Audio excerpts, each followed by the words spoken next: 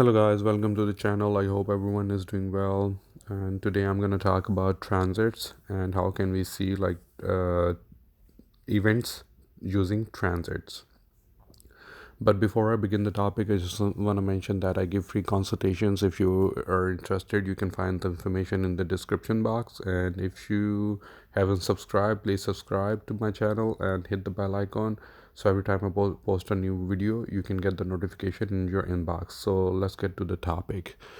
So every planet has like a moving speed from one zodiac sign to another zodiac sign. We need to understand their speeds first in order to understand transits.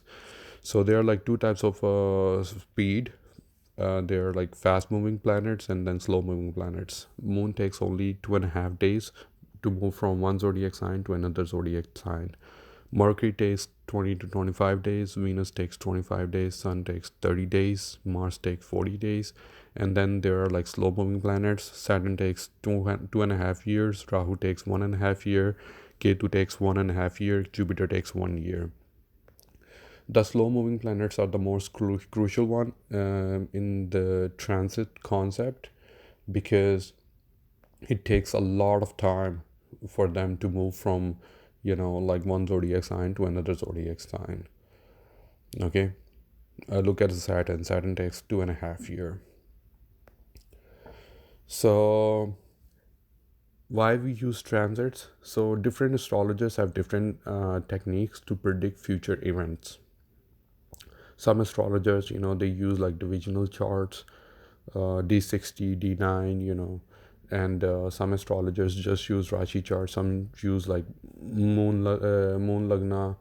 Some use like Gochara, which is like transit as well from the moon lagna, and some use transits from the ascendant chart. All right, but all these techniques to predict future events. Okay, not just like an individual birth chart, but also we can see worldly events happening through transits. Okay, in this video I'm gonna give like two examples, one with the birth chart, and the second example I'm gonna give like using transits, understanding worldly events. Okay, so what is so as you can see, this is like a Aries ascendant birth chart. So what is birth chart? Birth chart is like the moment you're born. That's the snapshot of the heavens, of the skies, of the planetary alignment in the skies. Okay, birth chart is static. All the planetary positions, they will never change in your birth chart. They are going to remain the same. So let's say if you have like Jupiter in the first house at the moment you were born, then for the rest of your life Jupiter is going to stay in your first house. It's not going to move to second house. But planets are moving continuously. They are going to keep moving by the end of the time, by the end of this like reality. Okay, so as we already see that how one planet takes how many like days, months, weeks, or years to move from one zodiac sign to another zodiac sign. So let's say for this example you're Aries ascendant. Okay, so you're 25 years old and you're looking for a spouse, and you want to get married. So now we need to find a date, auspicious days, like auspicious time for you to get married. Okay, we need to predict your marriage dates. Okay, so in order to understand transits, we need to first see the Mahadasha. Okay, if Mahadasha is promising anything, then you need to see Antardasha. Okay, after Antardasha, then you need to see the transits. So Aries ascendant, seventh house is all about like spouse, business partners, marriage, law and order, uh, foreign trade, all these things. You're going under Venus Mahadasha for 20 years. I mean, for 20 years, you're not gonna just like keep getting married, right? So, because Venus is the karka of marriage, because Venus is the energy of seventh house, and seventh house is all about union, contract, marriage.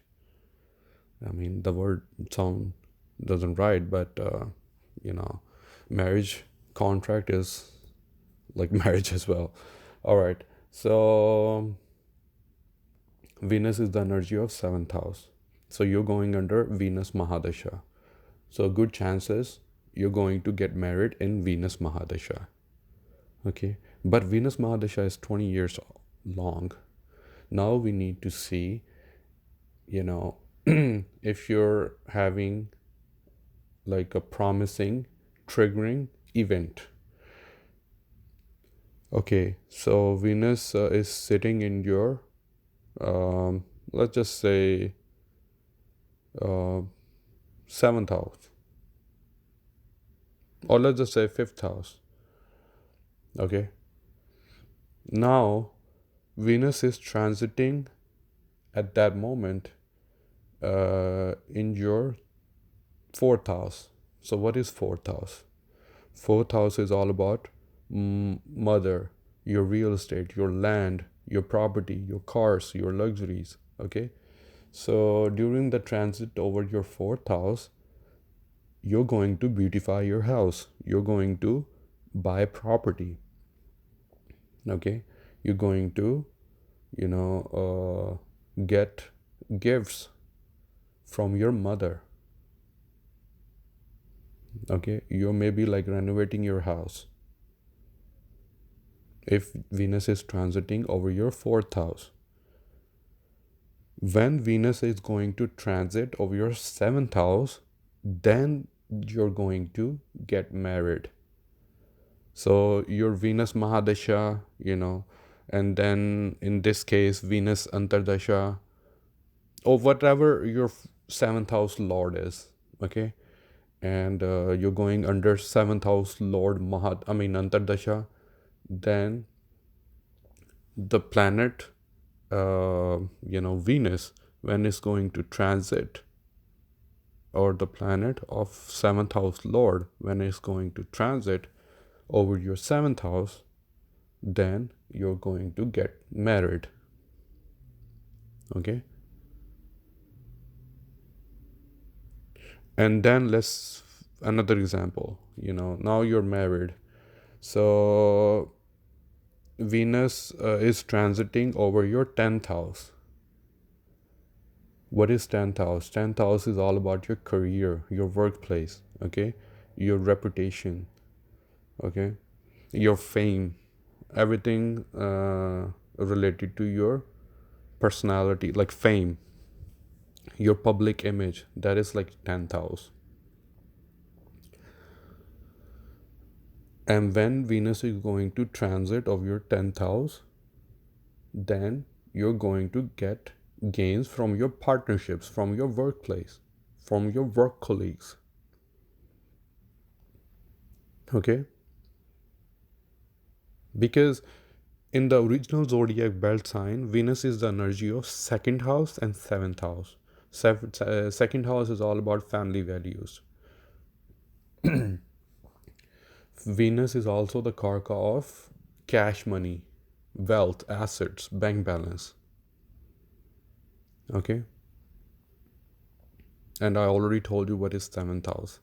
So that's how you see when the event is going to be triggered in the birth chart to really pinpoint. Okay, this week, most of the time they don't have the birth timing up to the minute, or up to the second.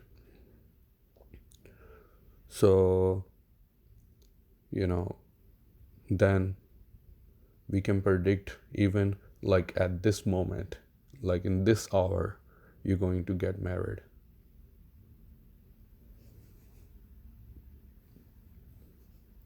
So that's why we use transits in the birth chart. So now we need to see how transits affects and triggered worldly events. Excuse me. So everybody remember 2020 and what happened in like 2 years ago, 2020. It was a bad year for everyone. All right. So we are going to see. So we need to understand, because this is the calendar of Jupiter. Okay. And this event, like pandemic like event, happened once in 100 years. Okay. So what is Jupiter? First we need to understand what is Jupiter. Jupiter is your respiratory system. Jupiter is your sinuses. Jupiter is your lungs. Okay. And what is Ketu? Ketu is a shadow planet. It's very mysterious. It detaches you. It gives you like mysterious disease. The disease you cannot diagnose for the longer period of time. You cannot find the cure if like Ketu is giving disease. All right. So when this event happened in like 2020, Ketu conjunct Jupiter. So anytime any planet is conjunct with the like the shadow planets, Rahu and Ketu, they give you like extremely bad, I mean not extremely bad results, but extreme results. If Rahu is conjunct with Jupiter, you're going to get like the real effect of Rahu, because both are like Jupiter keep expanding and Rahu sudden expand. So whatever, like if it's sitting in your birth chart like well placed house, then I mean you're going to get like less bad results and more good results just for yourself, not for the people around you. Okay. Anyway, so Ketu conjuncted Jupiter in Sagittarius on November 4th, 2019. But things started way before. So Jupiter was retrograde in Scorpio from April 22nd, 2019 to November 4th, 2019. So what is Scorpio? Scorpio is the energy of 8th house. 8th house is all about secrets that you keep from other people. 8th house is like your secrets. 8th house is like all about major transformation. It can be good or bad, but major transformation, sudden transformation. So things started cooking during that time because Jupiter was like retrograde. And 8th house like is all about secrets. So like the governments, they were trying to like hide this virus at that time. But Jupiter moved to Sagittarius, where Ketu was sitting from November 4th, 2019 to March 29, 2020. And when Ketu and Jupiter came into Mula Nakshatra. Mula is, what is Mula Nakshatra? Mula is like the symbol of Mula is roots. digging deep, researching. And also, the deity of Mula Nakshatra is Niriti, the goddess of destruction. Okay, so when Ketu conjuncted Jupiter in Mula Nakshatra, then things, like came out of the shadow. All right. And then the destruction started. If you guys remember the first case, like when the whole world watched news at that time, the first case was reported around that time, November, like first week of November 2019 in Wuhan.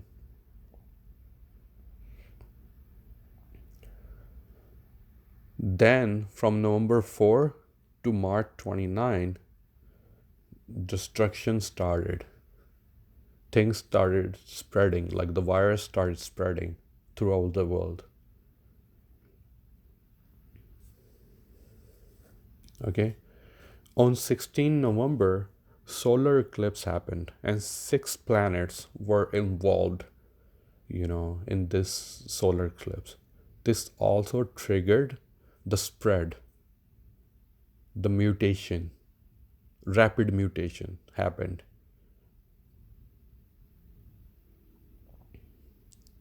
All right. And then Jupiter, Saturn moved to its own sign after 29 years, Capricorn, on 24th January 2020. Okay. And when Saturn came into Capricorn, what is Capricorn? Capricorn is the energy of 10th house. 10th house is all about business. 10th house is all about your workplace. 10th house is all about your fame. Okay. So when Saturn went into Capricorn on 24th January 2020, and it had expected of 12th house Pisces, 4th house Cancer, and then 7th house Libra. What is 12th house? Foreign travel.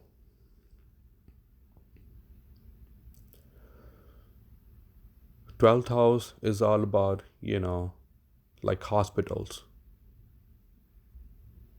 isolation, enlightenment. What is fourth house? Fourth house is all about your homeland. Fourth house is all about your mother, your house, your comfort in home. Seventh house all about like contracts, business, law and order. So Saturn aspected 12th house, 4th house, and 7th house. So we had a lockdown throughout the world. And that's when all the countries started doing lockdowns. Because Saturn stopped Capricorn sign, Pisces sign, Cancer sign, and Libra sign. Saturn stopped 10th house, 12th house, like 4th house and 7th house during that time. So we had like a lockdown.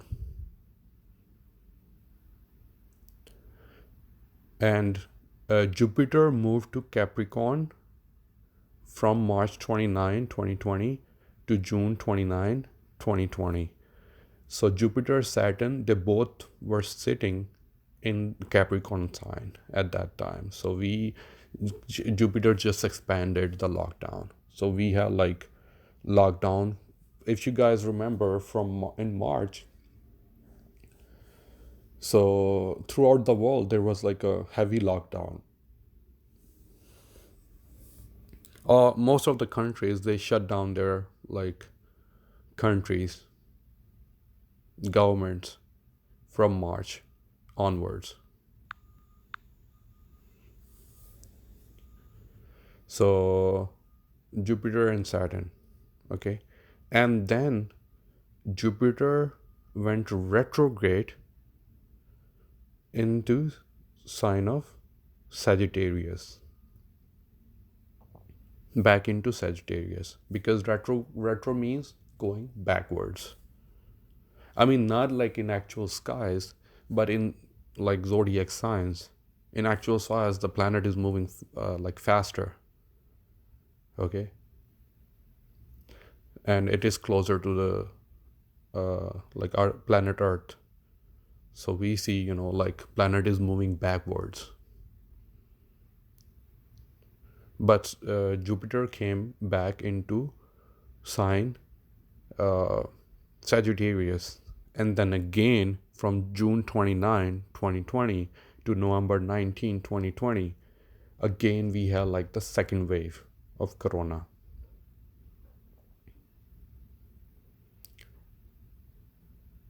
Okay, summer and fall of 2020, they were like bad periods. And then Jupiter went back to Capricorn from November 19, 2020 to April 5, 2021. Things started getting better. But on 3rd June 2021, Saturn retrograde. And then Mars was debilitated at that time in Cancer sign, because Mars is like debilitated in Cancer. So it was like it came into 4th house right in front of Saturn on 3rd or 4th June of 2021. And then Saturn and Mars, they had like mutual aspect. Okay, so Mars is the karaka of your, because first house energy. So first house, your immunity. Okay, so a lot of people got really sick after 4th of June 2021. It's a different variant of corona. Okay, and then Jupiter moved to Aquarius sign from April 5, 2021 to September 14, 2021. At that time, people got like really tired of all the lockdowns and all the restrictions. What is Aquarius? Aquarius is all about social networking. Aquarius sign is all about your social network, masses, connecting with others. So a lot of people, they just ignored corona restrictions, or like there were like a lot of countries doing like midterm elections or something like that. So people were either forced to connect with other people, or they just got tired of all the restrictions during that time, April 5, 2021 to September 14, 2021. And then again, Omnicorn, yeah, I think I'm pronouncing the word wrong, but anyway, so the variant came in when Jupiter went back to Capricorn. So Jupiter stays retrograde for 4 months. Okay, so like Capricorn, Jupiter was in Capricorn. So then again we had like hybrid lockdowns, and where Saturn was sitting, and with the Mars mutual aspect, we had like a lot of people got sick during that time. Okay, so after November 2021 to April 13, 2022, Jupiter was in Aquarius. I mean, Jupiter still is in Aquarius, but right now Aquarius sign is heavily populated. So from, if you guys remember, because this is like started in November 20, and still Jupiter is in Aquarius sign. So a lot of people got sick by like viruses, a lot of people had like some type of sickness regarding lungs, okay, or backbone.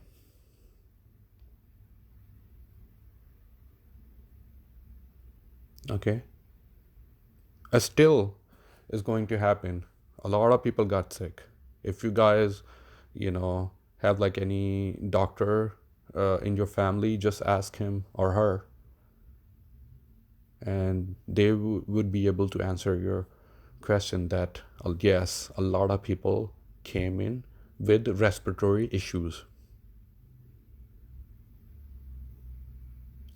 From April 13 to 2022 to April 21, 2023, Jupiter will be in Pisces.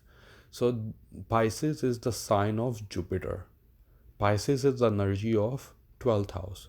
So what is 12th house? 12th house is like all about foreign travels, enlightenment, uh, import export business, and things going to get better where Jupiter is sitting in during the transit and where Jupiter is aspecting. So you will see after April 13, 2022 to April 21st, 2023, things going to get really better. People are going to travel to foreign places. Import export business going to boom during these times. You will see. For some people, it's going to be really bad because 12th house energy is all about it's also about hospitalization, isolation. But majority of the world, they're going to get these themes, enlightenment. A lot of people are going to get like spiritual during these times. So after April 13, 2022, things going to get better. All right. I hope you guys understand what transits are and how we use transits to predict events, not just in the birth chart, but also we can predict worldly events. So if you guys ask me, if I recall correctly, the next pandemic going to happen after 100 years. So in 21, this is a year the next pandemic is going to get triggered. Okay. So the next video I'm going to make, because we need to continue that Ketu and Rahu series in different houses. So the next video is going to be Ketu in the 3rd house and Rahu in the 9th house. And I also mentioned that in my previous videos that I'm going to make video about different planets and different relationships and how different planets affect our different relationships in our lives. So I'm going to make a video about it. If you guys are interested in these topics, please subscribe and again hit the bell icon. So whenever I post those videos, you can get the notification in your inbox. All right. Take care, guys. Have a good one.